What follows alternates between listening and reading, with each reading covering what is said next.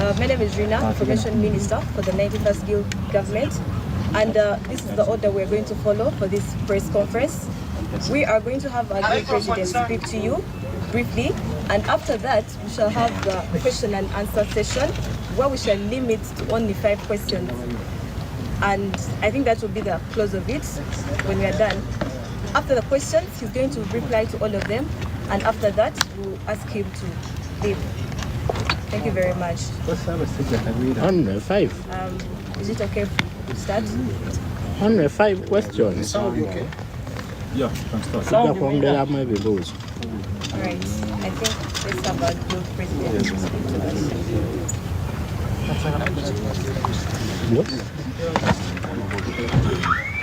At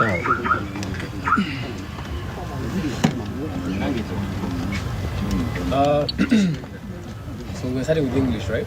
Yes. President Togera Konyo. Okay, good morning, Uganda, Makerere students and concerned citizens. My name is Sentamu Churchill James. I am the 91st Guild President of Makerere University. We gathered here to speak about a few events that transpired earlier this week in regards to the Research and Innovations Week of Makerere University. As the general public is very much aware that on Tuesday, the 8th of April 2025, we witnessed the launch of the Research and Innovations Week, an initiative that allows our students and staff to exhibit their innovations and account for the funds that the government invests in the Research and Innovation Fund. Makerere University receives an annual share from the taxpayers' money of about 30 billion Uganda shillings to facilitate research and innovation projects. Each innovation, idea, and research finding is proof of our commitment to building for the future. Students are the biggest contributors to our innovation capital. It is on that note that I want to extend my heartfelt disappointment and condemn the organizing committee that denied the students a chance to speak at the launch of the Research and Innovation Week. Silencing the students' voices at such a gathering denied us the opportunity to address the challenges our youthful innovators face. Uganda's biggest challenges is not a lack of ideas, but rather an internal vice that works against the country's progress. This vice has consumed Mzee Museveni's government and has fast spread to higher institutions of learning, including our dear alma mater. Our innovations are failing because we are proudly a corrupt nation. Unfortunately, our leaders steal at every opportunity they get. They are shameless thieves, stealing every little thing, including intellectual property. Let us challenge ourselves to put up a spirited fight against corruption in this motherland or our country. Parliament has turned into a house of deals, the latest being the Uganda shillings 100 million being rewarded to our legislators.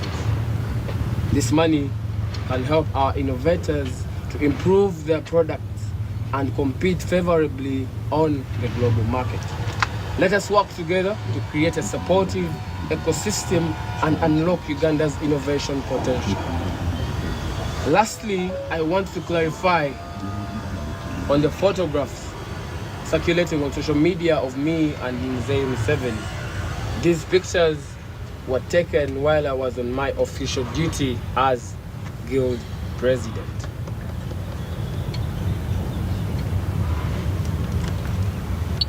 At the launch of the Research and Innovation Week, representing over 45,000 students of diverse political minds, beliefs, and I think it is at this point that I encourage Ugandans to enhance tolerance for diversity. Unfortunately, they have stirred the storm among the general public, my family, and students.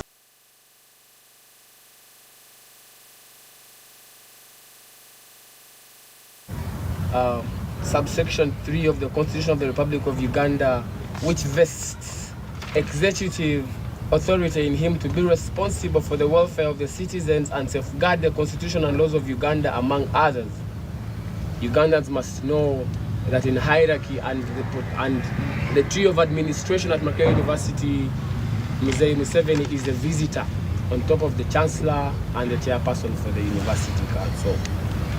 It is from this that the office of the president derives its mandate of providing leadership in public policy management and good governance.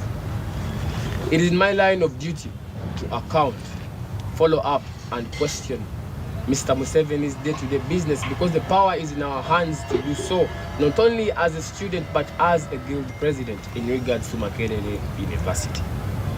Relenting from my duties as a guild president of this institution makes me a populist, not an executor. As a moralist in the same sense, I am equally disturbed by the prevailing injustice in our country, which is attributed to the current regime. However, in my line of duty, I find myself sharing the same workspace with government officials.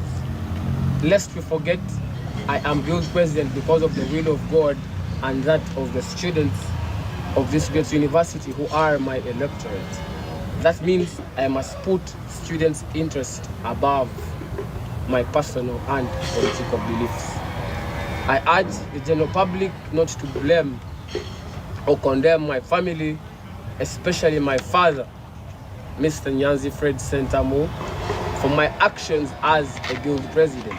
I've spoken time and again that my father has independent roles as a national mobilizer for the National Unity Platform, but equally that only ends outside the university, because as guild president, my father doesn't tantamount to being a guild presidential advisor. My family has stood firm against oppression in this country, and I honor their courage. The pictures in circulation should not be interpreted as a mode of betrayal to some people of our shared values, but as a consequence of balancing personal beliefs with public responsibility, which I independently sought for.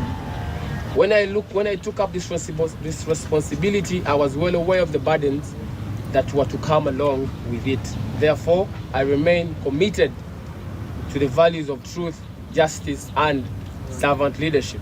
I will continue to walk in the light of our shared ideas and work tirelessly for a better Makerere and Uganda, where every voice is heard, respected, and protected.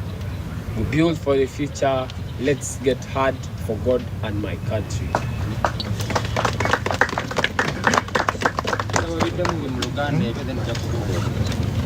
Uganda version.